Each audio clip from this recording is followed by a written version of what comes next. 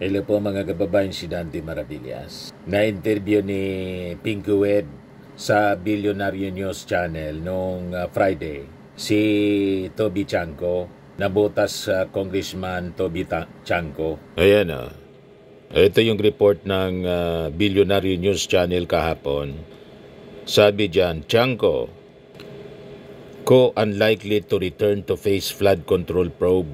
Sabi ni Toby Chanco, may mga clear indications daw na itong si Saldico, na dating chairman ng House Committee on Appropriations, walang intensyon na bumalik sa ating bansa. Despite summons from the ICI, sabi niya, nung pinauwi na siya at na-shorten yung kanyang travel period, instead na humarap, nag-resign siya as a Bicol representative. On the day na matatapos yung last day ng notice para hindi siya humarap sa Ethics Committee. So, ayaw niyang humarap, sabi ni Chanco. 2 beses na na-invite sa ICI, ayaw niyang humarap. The lawmaker warned that the government's failure to compel Co's return could fuel public suspicion that he was being protected by powerful figures. Sa tingin ko, yung gobyerno dapat mapauwi si Saldico before the end of the year. Kapag hindi nila napauwi, sa tingin ko magagalit yung tao. At mabubuo na talaga yung isip ng tao. Asked by Webb, whom ko might be protecting. Ang sagot ni Chanco, ang pwede niya lang ituro si Speaker Martin, di ba? Referring to late Representative and former Speaker Martin Romualdez.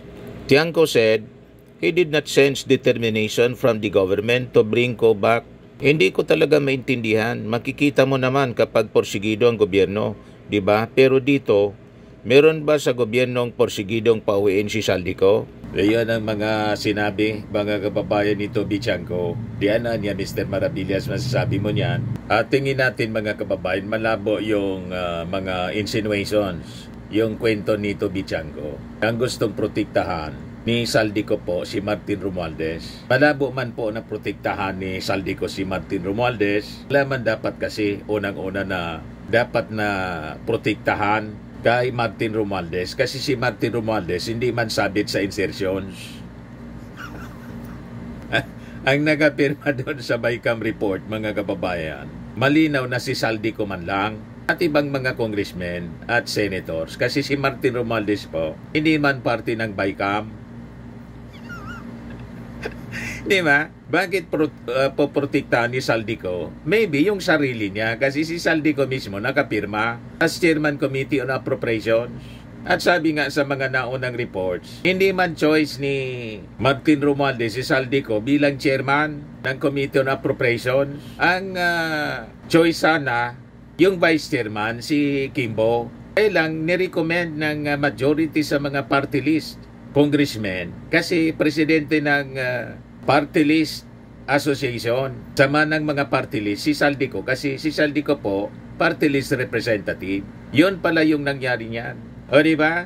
Si Saldico nakapirma. So kung may dapat protektahan si Saldico, sarili niya.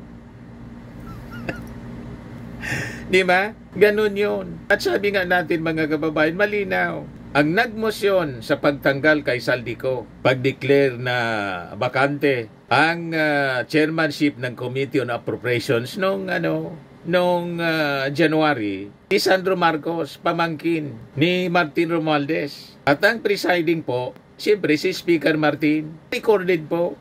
Napakalinaw mga kababayan, oh. Panoorin ninyo. Session resumed. Majority Leader. Majority Leader si Sandro. I move to declare vacant the position of Chairperson of the Committee on Appropriations. There's a motion. The Chair hears no objection. Said motion is carried. Session suspended. So walang rason para proteksyonan mga kababayan ni Saldico si Martin Romualdez na siya ang nag-preside sa motion ni Sandro Marcos para ibakante yung Committee on Appropriations vacant. And later on, in-announce ni Saldico na nag-resign daw siya for health reason. Di ba? So bakit naman po poproteksyonan ni Martin Romualdez si Saldico lumalabas may basbas si Martin para sa motion ni Sandro na ibakante ang chairmanship ng may hawak si Saldico, chairmanship ng Committee on Appropriations. O di ba? So malamang masama ang loob ni Saldico kay Martin Romualdez. So kung masama ang loob ni Saldico kay Martin Romualdez kasi nawala siya as chairman ng Committee on Appropriations, bakit po proteksyonan ni Saldico si Martin?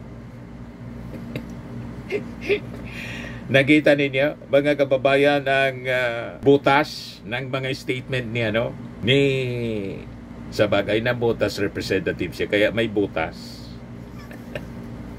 Ang butas, mga kababayan, sa mga statement ni Toby Chanco, hindi po parte ng insertion si Martin Romualdez. Hindi siya member ng BICAM. Wala siyang pirma doon kasi wala man siyang pangalan, hindi man siya kasama. Ang kasama po, si Chis Escudero, tapos si Saldico mismo, kasi siya yung chairman ng Committee on Appropriations. Tumalabo yung mga akusasyon po ni Nabotas Congressman Toby Chanco. Palinaw na pinopolitika kasi may ambisyon siyang pumalit kay Martin kasi. Hindi nangyari. Gusto rin sana na maging chairman Committee on Appropriations o kung hindi, mga kababayan, maging speaker mismo. Di ba? Kaya lang wala man po na magusto sa kanya na bumoto bilang speaker. Tapos yung pagpauwi kay Saldico, mismong si dating speaker Martin Romualdez po yung nanawagan kay Saldico na umuwi. Ito yung report ng Inquirer. October 14, 2025, Romualdez, Saldico should heed ICI summons, return to the Philippines. Kaya mali po yung mga sinasabi ni Toby Chanco. Yan ang sabi dyan. Former Speaker Martin Romualdez said he believes any resource person, including former Ako Bicol Representative Saldico, invited by the ICI, should heed its summons in return to the country. Romualdez made a remark after the conclusion of the ICI hearing where he was invited to discuss his familiarity and personal knowledge of alleged insertions in the national budget. Ko, who was subpoenaed alongside Romualdez, did not attend the hearing kasi nasa ibang bansa po. So yung decision po, lalo't nag-resign na si Saldico bilang congressman, wala na yun sa kontrol ng Congress. Wala na sa kontrol, mga kababayan, ni Speaker Martin, kahit nga po dating Speaker Martin Romualdez, kahit nga po ni incumbent Speaker Boji D. Yun ang sinabi ni D. Wala na sa kontrol. Pribadong tao na po si Saldico. Kumbaga, pwedeng manawagan si Toby Chanco sa DFA. Kaya lang may legal process po na dapat sundin. Yung alimbawa cancellation ng sinasabi niya ng passport para mapilitan si Saldicong umuwi. Dadaan po yun sa legal process. Hindi man yan tulad ng EJK ng previous administration. Di ba po? Hindi man po pwedeng i-cancel basta-basta ang passport ni Saldico kung walang court order po. Ayon yan po sa Philippine Passport Act. Without a court order, hindi man po pwedeng i-cancel yung passport ng tao. So yun ang requirement, court order. Pangalawa, dapat may final conviction sa isang criminal case. Or kung pugante from justice. Pero tingnan ninyo si Harry Roque nga po. Sige pang daldal ni Harry Roque. Pugante na. May warrant of arrest na yon. Mga kababayan, kasi yung kaso niyang qualified human trafficking. Si Saldico po, wala pa mang ganon. So, mahabang proseso pa po. Kaya malabo itong mga pinagsasabi, mga kababayan ni Toby Chanco. Kailangan pong dumaan sa legal process. Bawat isa sa atin, lalo na itong mga officials na to, just like any other person, entitled sila sa tinatawag na due process. Si Digo nga, entitled sa due process, although hindi siya nagbigay ng due process sa mga naging biktima ng EJK. Di ba po? Ngayon, since yung ICI may recommendation na po, nakasuhan si Saldico. Pero sa ombudsman pa man lang yon. But anyway, so posible nang makancel yung passport ni Saldico pag umusad na po yung kaso. Ganun po, umusad na yung kaso at may ruling na po. Pero si Toby Chanco, alam niya yan, yung mga prosesong ganyan. Congressman siya, pero nag-iingay siya ngayon, mga kababayan, para lang maipinta po sa publiko na ang dahilan kung bakit mga kababayan hindi makauwi si Saldico, pinoprotektahan daw kasi ni pinoprotektahan ni Martin Romualdez. Malabo po. Malamang may hinanakit yun si Saldico kay Martin Romualdez. So, walang rason para protektahan niya si Martin. Di ba pa? At saka hindi man kailangan protektahan si Martin. Kayang-kaya ni Martin i-defend yung kanyang sarili. Unang-una, wala siyang pirma. Hindi siya parte sa insertions. Nakapirma si Saldico. Saldico, Grace po, Stella Kimbo, Cynthia Villar, etc. Walang Martin Romualdez dyan. Mayroon po JB Ejercito, nakapirma si Francis Tolentino, si Jinggoy Estrada, tapos si Chis Escudero, Senate President. Walang Speaker Martin. Kaya walang rason na protektahan si Martin Romualdez. Hindi siya parte ng BICAM report. Hindi man siya nag-attend yan kasi hindi man siya member. Kasi that is traditionally, hindi man talaga yung speaker member ng BICAM. Pati yung Senate President kasi hindi man talaga sila traditionally part. Kaya lang si Chis Escudero, in-insert niya yung sarili niya. Pumirma talaga. Sumama sa BICAM. Pumunta pa mga kababayan sa Congress. Nauli kam. Bakit walang sinasabi si Toby Chanco tungkol kay Chis Escudero? Bakit lagi ang target niya si Martin Romualdez? Di ba katakataka? May galit talaga siya kay Martin Romualdez, mga kababayan, kasi hindi niya matapatan yung impluensya ni Martin. Naging speaker siya, hindi. Walang magusto mag-nominate mga kababayan kay Toby Chanco. Sige, dikit sa ating Pangulong Bongbong, pero hindi siya binabasbasa na maging speaker. Masama ang loob ni Toby Chanco. So sana, ang asikaso ni Toby Chanco, yung mga questionable na mga flood control projects sa distrito niya. Makita niya, Mr. Maravillas, may mga questionable ba? Marami po. Gusto ninyo malaman? Ito post mga kababayan ni Attorney Jesus Falsis. Matagal na itong pinost niya. 2 months ago. Sabi diyan sa post ni Pilipinas Today. Nabutas 4 billion flood control projects with nothing to show for it. Alam ba ni Chanco? Kita mo? Almost 4 billion pesos for flood control projects were poured in Navotas from 2023 to 2025 with nothing to show for it. Bahang-baha pa din sa Navotas kahit konting ulan lang, mababasa sa expose ni Attorney Jesus Falsis.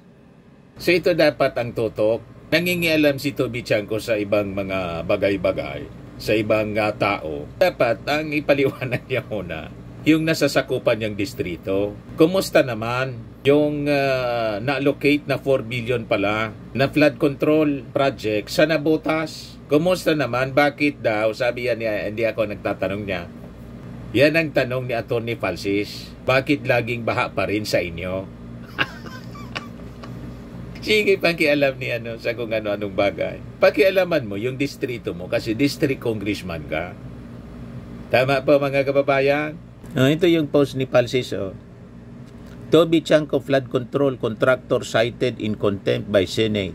One of the top 15 flood control contractors revealed by BBM Top-Notch Catalyst Builders Incorporated, represented by Yomir Villanueva, was absent from the Senate hearing and cited in contempt.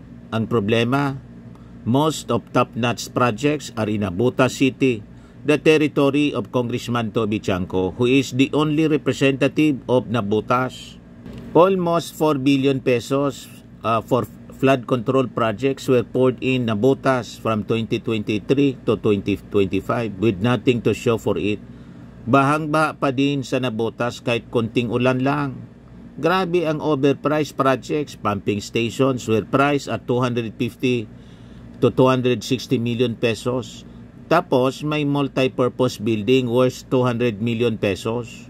Ano nga sabi ni Toby Chanco for the latest for the last few weeks? Imposible daw na hindi alam ng congressman ang mga infrastructure in flood control projects sa distrito niya. So we should assume rightfully that Toby Chanco knows all of these projects and that one of the contractor for flood control is top-notch. Isa sa top 15 contractors na binunyag ni BBM. Ang tanong, ano koneksyon or ties ni Toby Chanco sa top-notch Catalyst Builders Incorporated at kay Yomir Villanueva? And syempre, I have to ask, kamag-anak ba ni Senator Joel Villanueva itong si Yomir Villanueva? Sabay tawa ni Falsis. Toby Chanco, okay lang i-expose ang korupsyon ng congressman. Kaso baka gusto mo tumingin muna sa salamin. Tama si Atty. Falsis po. Before niyang tingnan punain si Martin Romualdez, pati si Saldico, problema niya yung problema ni Saldico. Kayang-kaya man ni Saldico ngarapin yung problema niya. Di ba? Pati si Martin Romualdez, kayang-kaya niya ngarapin yung problema. Kung baga mayroon. Anong paki dito ni Toby Chanco? Harapin din sana ni Toby Chanco yung problema niya sa distrito niya. Ipaliwanag niya muna. Yan ang punto ni Atty. Falsis. Tingin-tingin din sa salamin muna. Lumalabas parang cover ito para hindi mapag-usapan yung buhay niya. Diversionary, deflection. Tactics, mga kababayan, ang ginagawa ni Toby Chanco. Pinapalabas niya, malinis siya. Yung iba, madumi. Di ba po? Ito pa, report ng Inquirer noong September 5. Chanco told Diskaya firm isnag flood control deal in Navotas. Lugar niya po. Navotas representative Toby Chanco has been urged by fellow lawmaker to check his own backyard first, noting that a company owned by the Diskayas was able to bag a contract for flood control projects in his district. In an interview, sabi ni Ako Bicol Party List Representative Alfredo Garbin that Chanco's call for transparency should start with his own district, noting that the issues mentioned by the Navotas lawmaker involved funds that had not been released. Garbin is referring to claims that Chanco about his Ako Bicol colleague, former Appropriations Committee Chairperson Saldico, that the latter made over 13 billion worth of insertions in the 2025 national budget. Sabi ni Pido Garbin, yung na-mention anyang pundo ni Chanco were not released, whereas the 529 million worth of alleged insertions for infrastructure projects in Navotas were already downloaded to the DPWH. Yung sa kanya pala yung na-download na. Yung mini-mention yung 13 billion pesos, insertions daw ni Saldico, hindi man pala na-release. You see, yan ang problema. Yung na-download na dapat ang tingnan. Yung hindi man na-release, anong problema? Hindi man na-release. O diba, mga kababayan? Ito pa, report September 25, Philippine Star. Ano sabi rito? DPWH slums defective Manila pumping station. Sabi, floodworks investigators were appalled by an inoperable pumping station in Manila na fully paid na noong 2020 pa.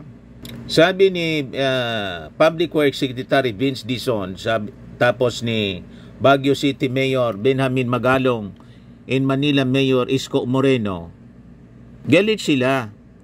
Sinirmonan yung Manila Public Works official for allegedly milking money from the Sunog Apog pumping station in Tondo by constructing it in phases. Construction of the pumping station began in 2017. Panahon ni Digong, costing total 774 million. The DPWH has since allocated an additional 94 million pesos pa para sa repairs. Hindi pa nga nag-ooperate, may repair na agad. Hindi pa nag-ooperate, hindi pa napapakinabangan, nasira na. Kailangan mag-allocate ng additional 94 million. Ito na yung katarantaduhan po. Panahon nito ni Digong. Ito pa, September 24, sa column po ni Jarius Bondok, Tale of Two Flooded Cities of Chanco, Chodoro. Sabi dyan sa column ni Jarius, Nabotas families wade to in from home every day. That's despite billions of pesos in flood controls their city gets each year.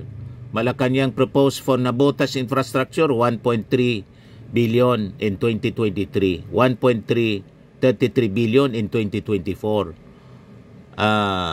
and 930 million in 2025. Congress increased those to 2.0 billion pesos, 1.95 billion pesos, and 2.3 billion pesos. Total 6.3 billion. Nabotas folk may admire the Representative Toby Chanco's prowess with congressional insertions. So kita mo na, siya pala yung involved sa congressional insertions. But Chanco derides colleagues who bloat their own infra funds via cuts from education, health, housing, and defense. Of Nabotas' recent 6.3 billion infra funds, nearly 70% went to flood works. Not all are reported in sumbong sa Pangulo. The portal itemizes only finished projects. Of 86 Nabotas flood projects in the budget laws of 2023, 2024, 2025, only 34 are listed there. The rest, presumably, are incomplete or non-existent. Chanco brags closeness to President Bongbong Marcos. That transparency portal lacks data is bad enough. The few disclosures raise alarms. A handful of firms dominate the contracts. Top-notch Catalyst Builders, one of the 15 contractors that BBM flagged for cornering flood allocations nationwide, stars in Nabotas. With one frame construction, it booked 120 million worth of projects. St. Timothy Construction of Curly Discaya, also among the blacklisted 15, won 98.4 million. 721 Builders Corporation received 91 million. Earthwork Builders got 87.9 million. Bakit tahimik siya, no? Tahimik si Toby Chanco. Dapat yun ng tutok ng mga dapat niyang ipaliwanag sa mga interviews. Hindi yung pag na-interview siya, babanatan niya si Martin Romualdez saka si Saldico. May sarili din siya na dapat ipaliwanag sana. Na dapat doon ang tutok niya. Hindi yung nangingialam siya sa buhay ng ibang tao, ibang congressman. So ang dami ng mga project sa flood control. Dapat ipaliwanag din ni Toby Chanco bakit binabaha pa yung lugar niya, yung distrito niya. So dapat maging transparent siya. Kasi he's preaching transparency. So makikita ninyo, of the 87 flood projects, only 34 or worth 838.97 million ang visible po sa sumbong ng Pangulo. So for a man who is preaching transparency, ito ang tanong, nasaan ang remaining 3.3 billion worth ng projects sa kanyang distrito?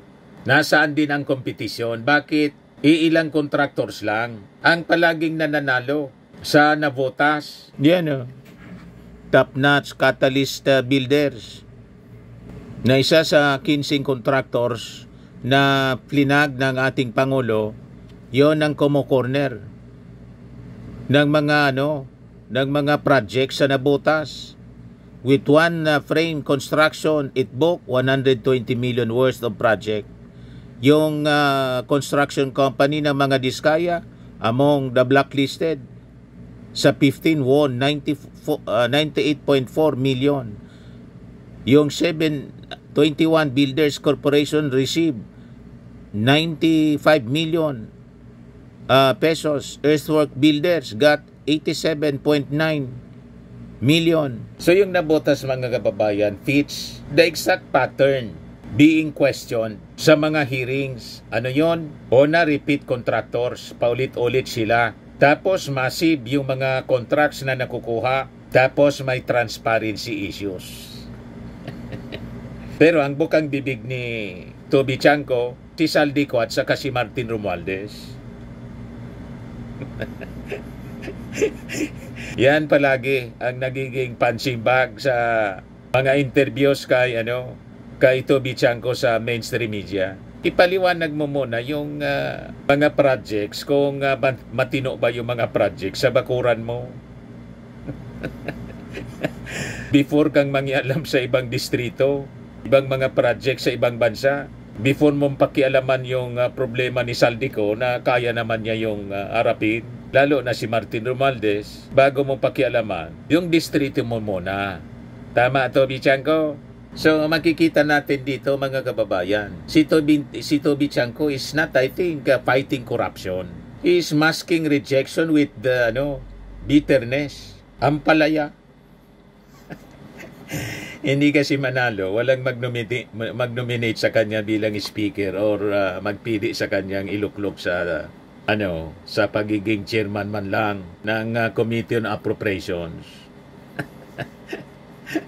Diba? So I think si nagpapanggap na kaibigan ng ating Pangulong Bongbong. Kasi dikit ng dikit po. Pero alata naman po na lahat ng interview sa kanya ay back up or para ma-amplify at ma-justify po ang existence ng peking witness na si Orly Gutesa na booking na po yung kanyang affidavit na nagtuturo kay Martin at kay Saldico, pero yung notaryo ng kanyang affidavit, peke.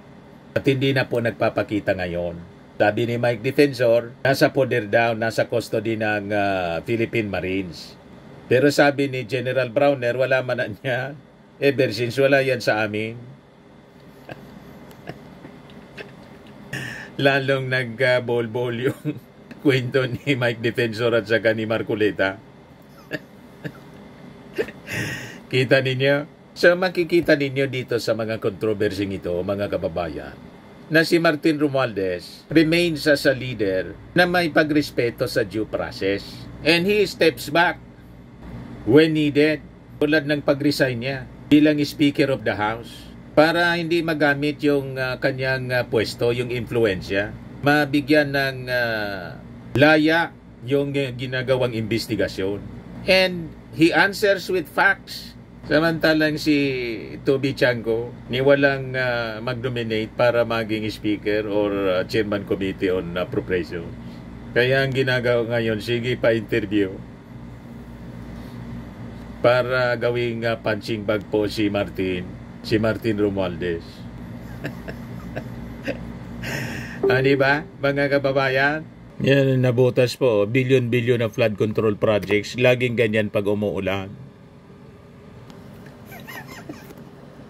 Tapos, ang bukang bibig ni Toby Chanco, si Martin Romualdez. And dapat na maging focus ng attention mo kung ano nangyari dito sa distrito mo.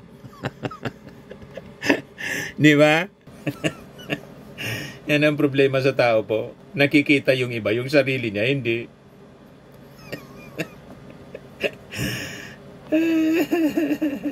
Sa mga naghanap ng malinis and spacious fitness gym, pumunta lang po kayo sa aming Colossal Fitness Gym. We also offer Grab Car Rental with our brand new 2023 model ng Toyota Innova. We also accept booking for those who are planning to travel via PAL, Cebu Pacific, and other airline companies, local and international, and bills payment for Meralco Bills, PLDT, Aleco Bills, etc. Ang Colossal Fitness Gym is located at 3rd floor Security Bank Building, Landco Business Park, Legazpi City, Albay. For inquiries, look for Chilon Maravillas. Contact number 0966-802-0949. Yan yung aming Innova. Lagi na pong matao sa amin. Pati mga foreigners po, tingnan ninyo. Mga British tourists sila. Ang lalaki ng katawan na, mga kababayan, nag-gym sa amin. Ito naman po, Indian National. Ito mga mga European sila. Ito naman yung bago naming product na binibenta online, iGlow Serum. Whitening po siya galing sa South Korea. Tingnan ninyo yung epekto sa aking anak na architect entrepreneur, Riz Maravillas. For inquiries, look for Riz Maravillas on FB.